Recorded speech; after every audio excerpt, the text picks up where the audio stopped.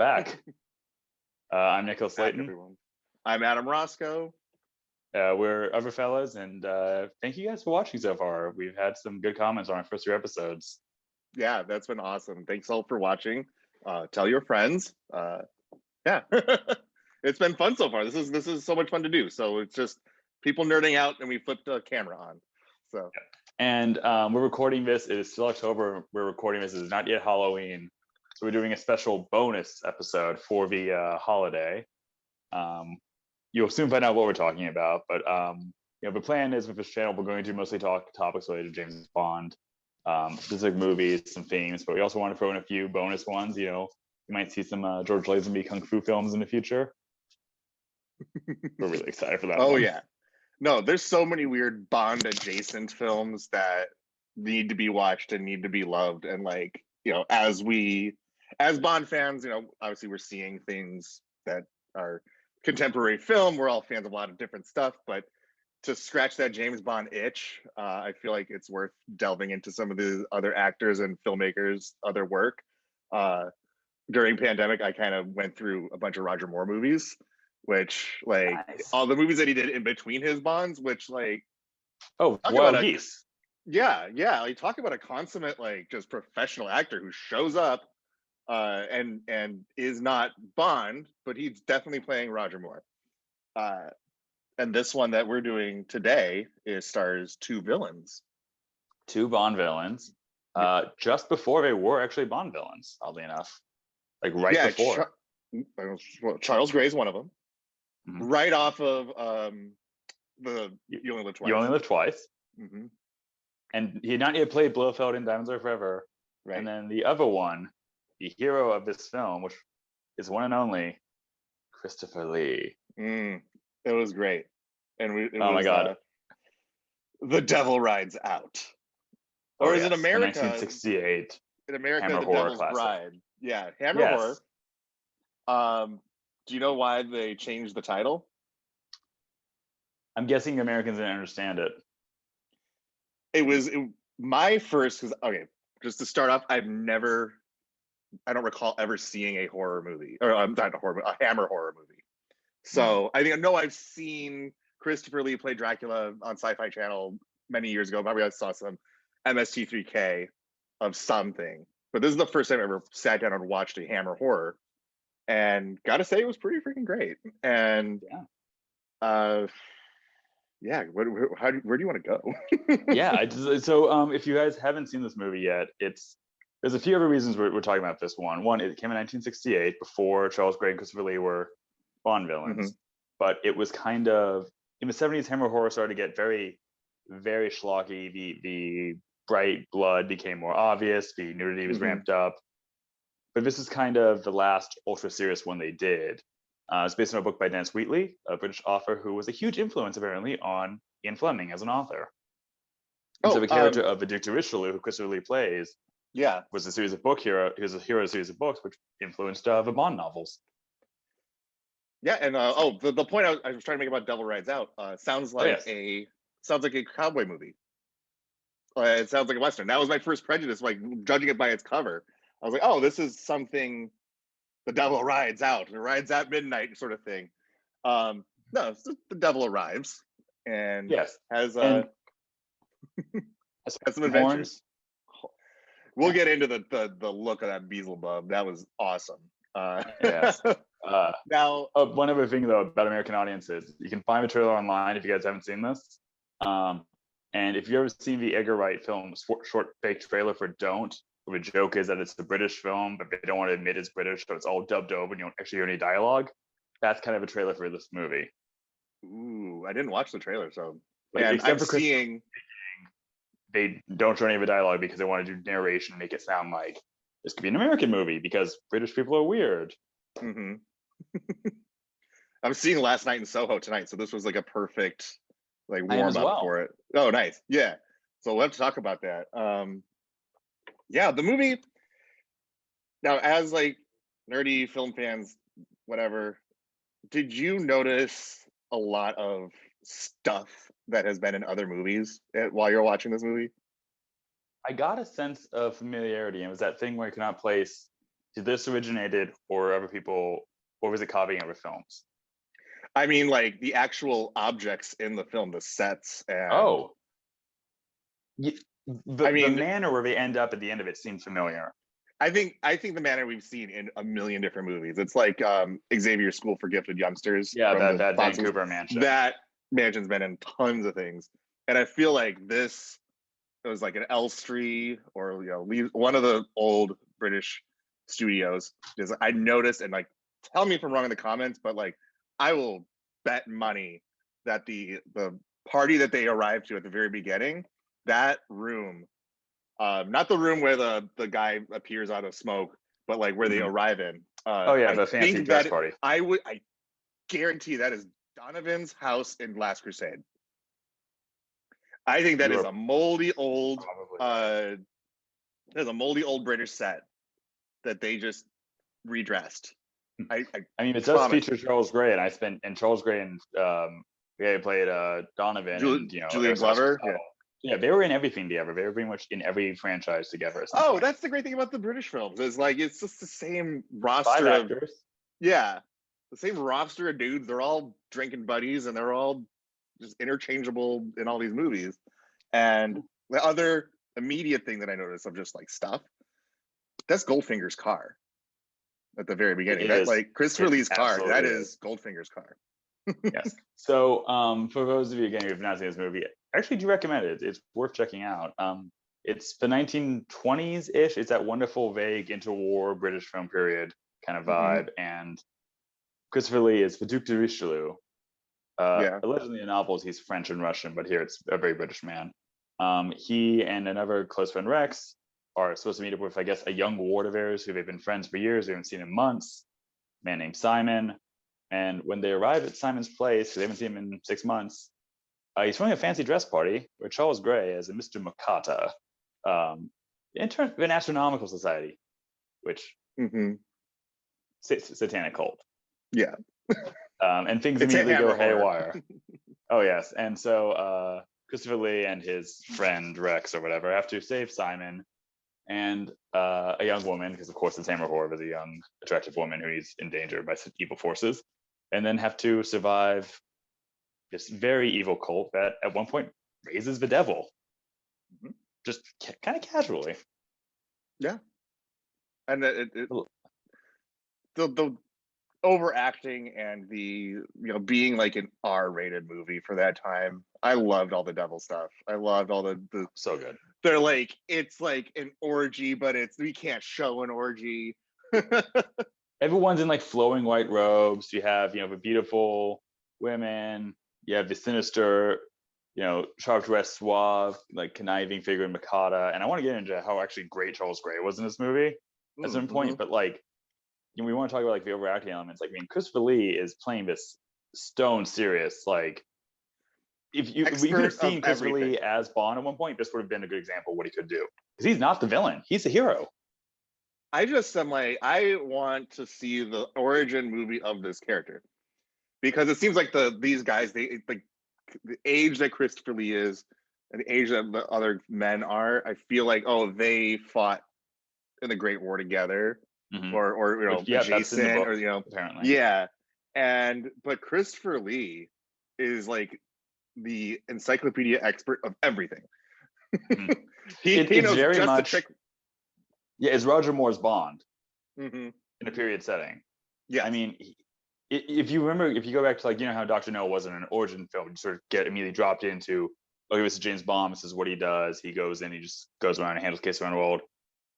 Christopher Lee has apparently just been doing this. Duke DeRichel has just been doing this for years. He's having adventures around the world, and this one just happens to be satanic. And he's like, okay, I can handle that. I know everything. Oh, here we go. I got a guy at the Satanic Museum. I got this. I'm on top of it. I got to go to the British Museum. They have, they got the stuff, the books. I liked like he's just a perfect, like, infallible. I have the answer to everything.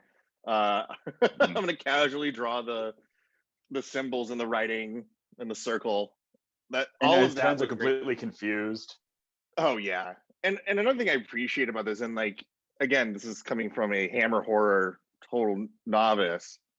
I appreciated an older film, especially a horror movie, because all those old schlocky horror movies, all the good stuff is just at the end or at the very beginning, and that's it.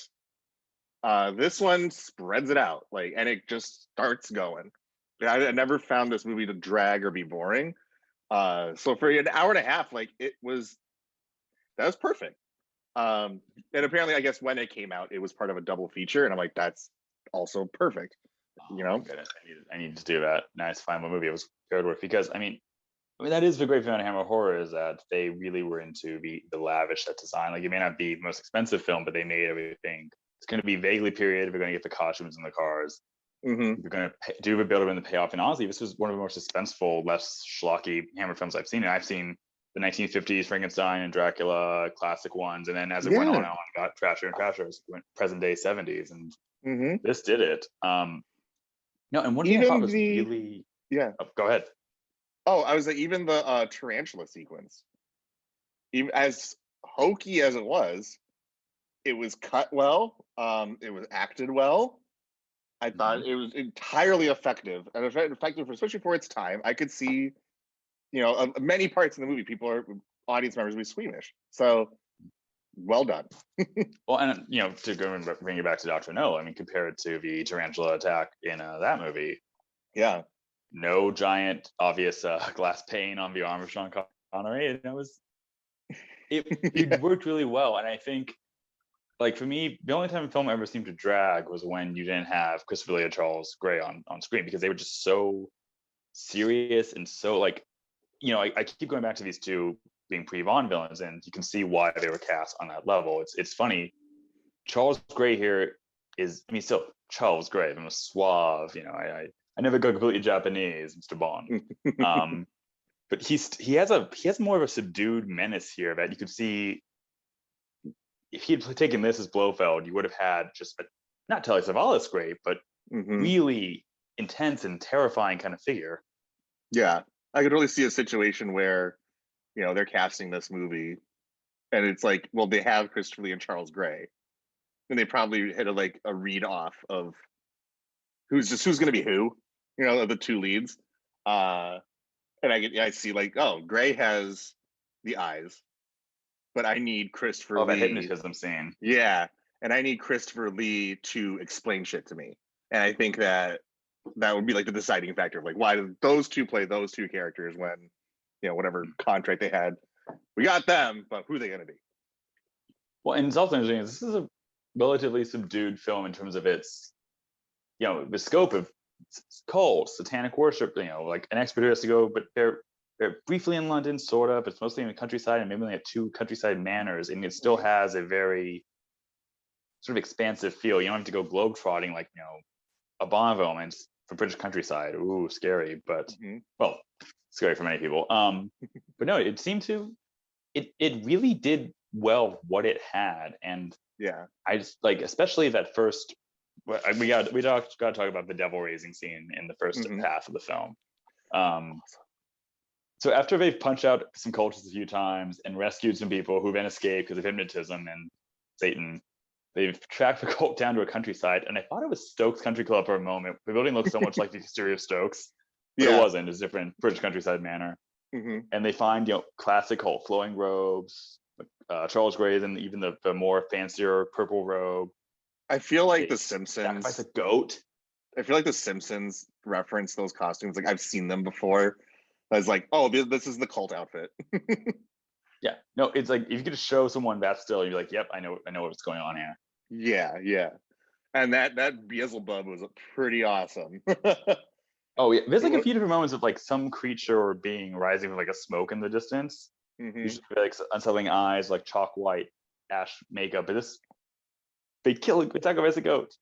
They chant, they scream, and a man appears with a giant goat head and horns, and it's on the cover. And Christopher Lee freaks out. The one time he freaks out in the whole movie. Time out. My cat barfed. Oh. Oh, bud. No.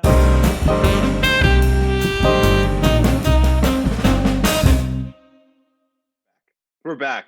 Everything's fine. Cat's great. Happy Halloween. Happy Halloween. I have a black cat who decided to make a cameo. I wonder if our audience heard that. I'm sorry if you're squeamish when you hear a cat barf, but here we are. I did talking about while I was cleaning up the costuming and Christopher Lee's. And one thing I noticed, I just love they went all out on costumes. At least that. They're low budget, but everyone is dressed great. Oh yeah, and if you're a British production, the odds are you have period clothing, just really well done. I mean, the interesting thing is, aside from the sort of fancy dress, white tie party at the start of the film, Mm-hmm. they mostly keep everyone out of wearing black. Everyone's sort of in Yeah. like country tones, very sort of classic tweed and with that, except for Charles Gray and Christopher Lee. They're in like Christopher Lee's in this fantastic three-piece black suit with like a cream tie, got the goatee. And Charles Gray shows at one point in a really terrifying scene of him sort of like insinuating himself and hypnotizing people in an immaculate suit, the hat, just looking suave as could be, and then he immediately starts trying to get people killed for hypnotism. It's great. There's a lot worse ways to blow 90 minutes. Yeah, and I like, appreciated the movie art in any way, but this is a entertaining film. No, and it's I wouldn't call it like boy adventure. I think it's like it's an everybody movie. But it definitely still has the like, I'm the Duke. I've seen everything. I'm the most learned man. Oh, can I take a car? Take any one you want. I'm like, it's 1929, and the guy's got like a fleet. They arrive by biplane because it's like, sure, why not? Yeah. If he has a servant, he just is living the life. And I'm sure folks maybe in the comments will just be like, yeah, these are all the Hammer horror movies, but like, just feels like they made a movie out of whatever toys and tools they had at the studio. Like, we have this book. Can we do it with the stuff that we have? Yes. Cool. Let's make it. Well, and the funny thing is, they apparently have been trying to make it since the early 60s, but there's concerns about depictions of Satanism in film because... Well, yeah, that's another point I wanted to make is while it has a lot of badass moments and a lot of stuff, it is weirdly very Christian. Oh, and not yeah, just like, oh, God and the devil, but like Jesus Christ stuff. And at the very end of the movie, they're like, I mean, the spoilers. Yeah, thank God. God's our homie. Oh, no, and then, I mean, the thing about it too, it's like, there's a weird generational paternalistic aspect as well, because, Christopher Lee and his friend, forgetting the actor's name, Rex B. Watson, who doesn't know anything, is a skeptic here, but skeptics are idiots this time. They're older men looking after their son, Simon, who's their friend's son, and they have other friends. They're all called Uncle Nicholas Richelieu, this and that, and and so then you have like Mikado, who's clearly the oldest person in that cult. There's a weird sort of younger generation being led astray or being saved by these older men. The more things maybe change, more they 60s kids need to learn a lesson. Ugh. Well, our generation, everyone ever learn. Don't do Hammer cults. horror Cults doing a moralistic film. That is odd. Right. And I don't know. Also, like, when you were watching the movie, were you kind of noticing, to try to put myself in that time period, just my mindset, even though I never lived in it, but like, this is a new movie. This is the latest offering from whatever. But like, I kind of now felt like a young Spielberg or George Lucas or whoever. Like, you can see, like, after the stuff that we watch all the time, we can see the influence from these Hammer movies, from this one in particular. Like, it has a very Raiders of the Lost Ark ending that like no, that's where you got that. You just did a really sophisticated big money special effects version of that, and it permeates the whole time. Yeah, no, this is it's one of those movies that like the wider audience may not know. I mean, I think it's the first time we and I ever saw it. I mean, I heard of a film, I've never seen it until now. But this clearly is something like filmmakers saw and just ran with. Yeah, I mean, I think these movies were probably on TV a lot, and now they're not really shown that much. I feel people that are watching this video and you want to watch this movie, like the way to watch it is you kind of have to go find your local video store and support them. Portland people, Movie Madness. Los Angeles people, idiots. Ooh, I've been to Vidiots. I like that place. It's coming back in a full location. Yay! When you're up here, Movie Madness, it's like a half museum, half video store. It's the best. And find this movie. Like you're gonna have a good time. It's perfect for everyone. Does these 31 days of horror movies. Everyone watches the same stuff. They watch the same slasher movies. If you haven't ever heard of this movie and you're just hearing about it from us, give it a shot. It's well worth your time. If you're a Bond fan, you want to see two great actors play sort of different takes on their usual performances, this is also worth checking out. Totally. We're recording this October 29th. If watching this, hopefully the day comes out before Halloween, you still have time. If not, you're in the mood for a horror film, check it out. Yeah. And if this is our first bonus episode, we're going to be doing several more on sort of Bond-related films.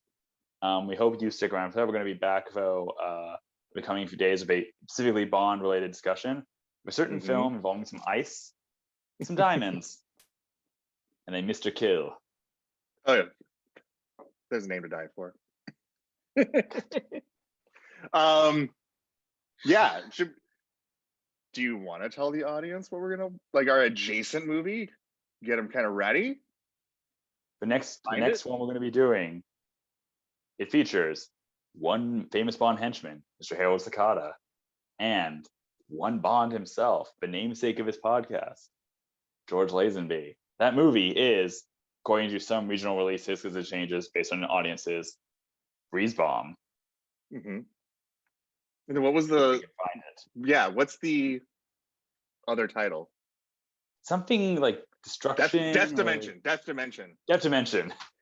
Man, yeah, talk about look. Death Dimension. You're watching a movie that has two titles. One is Freeze Bomb, and the other is Death Dimension. Well, this is a video about The Devil Rides Out awesome. Or The Devil's Bride.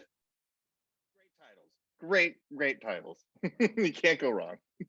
You really can't. But so stick around for Death Dimension, and then stick around as we die another day. Thanks everyone for watching. I'm Adam. I'm Nicholas. Happy Halloween. Happy Halloween.